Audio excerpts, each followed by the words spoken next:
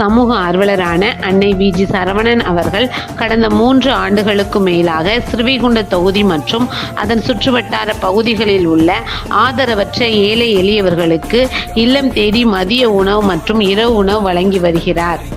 இந்நிலையில் தமிழக வெற்றி கழகத்தின் ஐம்பெரும் கொள்கை தலைவர்களில் ஒருவரான சமூக ஆர்வலர் அஞ்சலை அம்மாளை கொள்கை தலைவராக அறிவித்ததன் ஏற்பால் தமிழக வெற்றி கழகத்துடன் இணைந்து தமிழக வெற்றி கழக தலைவர் தளபதி திரு விஜய் அவர்களின் ஆசியுடன் கழக பொதுச் செயலாளர் அண்ணன் புஸ்ஸியன் ஆனந்த் அவர்களின் வழிகாட்டுதலின்படியும் 1000வது நாள் மதிய உணவு மற்றும் இரவு உணவு திட்டத்தை தமிழக வெற்றி கழகத்துடன் இணைந்து வழங்கி வருகிறார்.